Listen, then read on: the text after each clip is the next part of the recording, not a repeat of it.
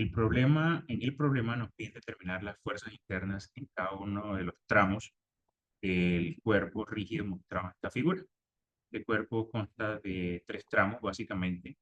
Este primer tramo que va de este punto a este punto, el segundo tramo que va de este punto acá y el tercer tramo que es un tramo vertical.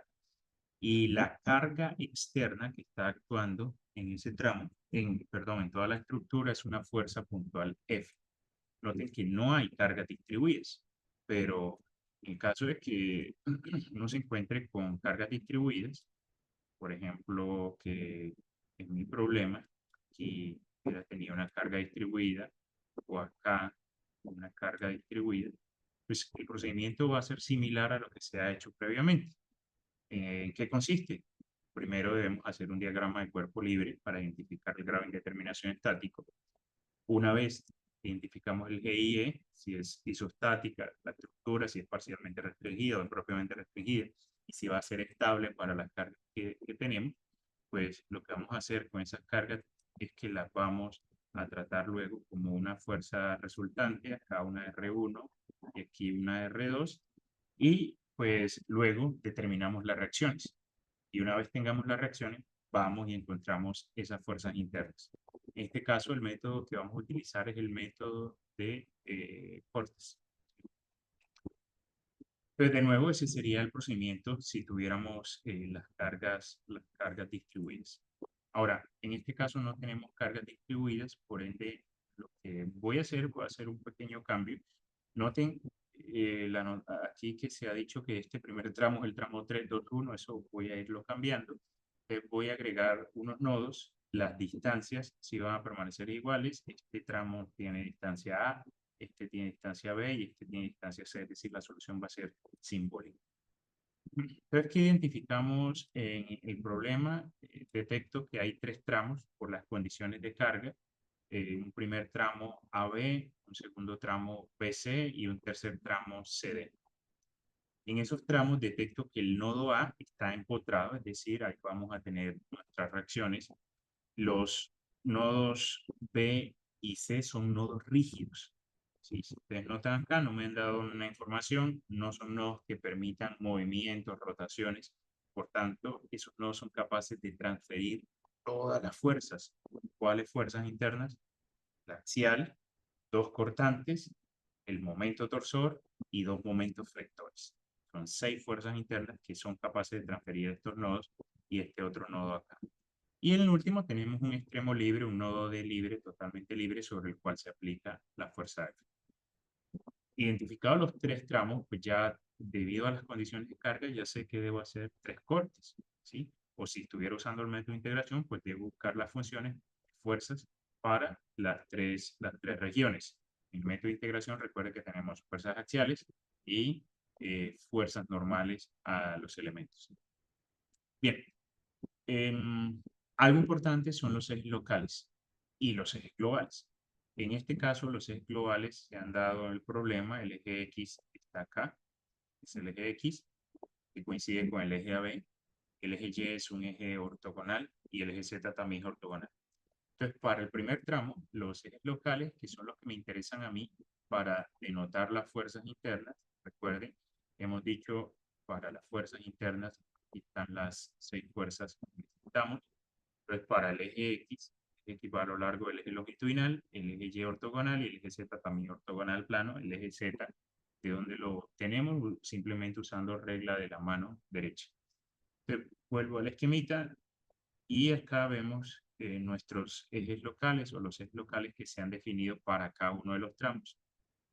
Noten el eje X dirección longitudinal, el eje Y ortogonal y el Z saliendo, que corresponde de nuevo con el eje global.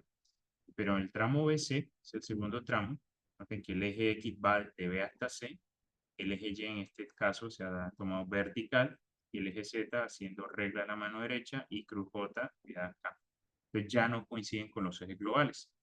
Y para el último tramo, el eje X va a lo largo del eje del elemento, el eje Y en este caso me queda en esta dirección y el eje Z pues, lo tengo a partir de R cruz F. Bien. Entonces, Identificado ya los ejes locales y los ejes globales y las distancias, pues ahora hago un diagrama de cuerpo libre de la estructura. Y este sería el diagrama de cuerpo libre de esa estructura. ¿Qué tenemos ahí? Pues las distancias identificadas ABC, tenemos la fuerza externa aplicada y también tenemos las reacciones. Como es un empotramiento, ustedes recordarán que el empotramiento restringe todos los movimientos. Por lo tanto, en este caso, pues vamos a tener las tres reacciones, a X, a Y y a Z. Yo asumo en qué dirección están. Y también tenemos los tres momentos. Un momento en A, en dirección Y, que lo he llamado de M a Y. Noten la flecha, va en esa dirección positiva. Es decir, trataría este momento de generar una rotación en esta dirección que he pintado en flechas discontinuas. MAX, que sería una restricción de tipo momento torsor, porque está alrededor del eje X, y MAZ, que sería una restricción de tipo momento flector. Que las he pintado los momentos, al menos los flectores, en Y y en Z en las direcciones positivas y el X la dirección negativa. Pero recuerden, para las reacciones yo asumo una dirección y un sentido. Entonces no es tan problemático. Grado de indeterminación estático para este caso es 0. Son 6 incógnitas, 6 ecuaciones que disponemos de toda la estructura linealmente independiente. Es una estructura que es isostática y también está completamente restringida. Entonces, una vez determinado eso, planteo las ecuaciones de equilibrio estático, que son 6. En general son 6, pero recuerden que en algunos casos pueden ser menos de 6. La primera ecuación que planteo es la sumatoria de fuerzas en X. Entonces, para este caso, las únicas fuerzas que tenemos es F en X positivo y menos AX en dirección negativa. Y aquí confirmo o concluyo que AX es igual a F. La segunda fuerza que vamos a tener es AY, pero no hay ninguna otra. Entonces, conclusión, AY es 0. La otra es AZ. No hay ninguna fuerza en Z. Conclusión, AZ es 0.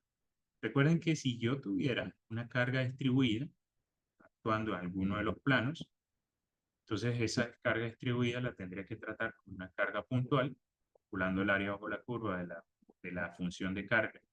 Y aquí sí ya aparecían tal vez otros componentes, como los que estaba mostrando ahorita en el ejemplo. Bien, entonces ya encontré las tres reacciones ahora, de fuerzas, ahora me quedan las tres reacciones de momento. Para ello selecciono un punto arbitrario y hago un momento respecto a ese punto. En este caso, tomo el punto A, automáticamente estas tres cuerdas rojas, si fueran diferentes de cero, no generarían momento, pero los momentos a X, a Y y a Z sí van a aparecer. Bueno, acabo de detectar un errorcito acá, este sería negativo.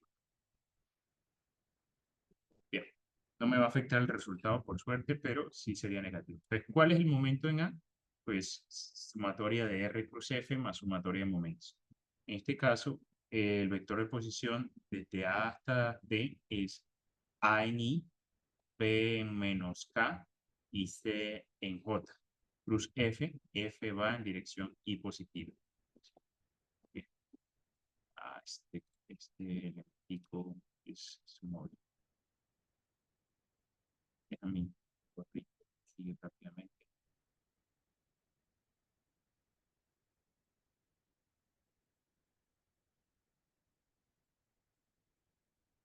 Este de acá sería un momento negativo.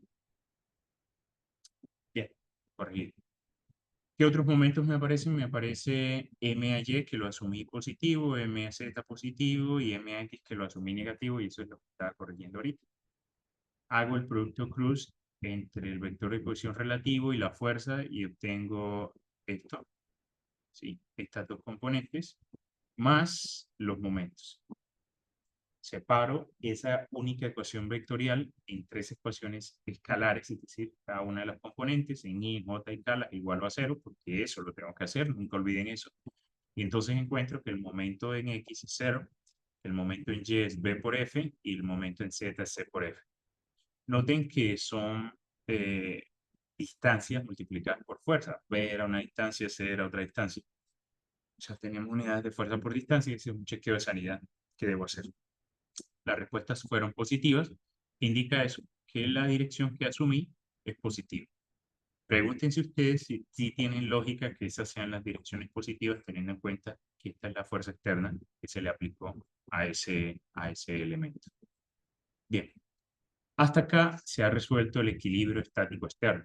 Ahora voy a pasar a determinar las fuerzas internas en cada uno de esos circuitos.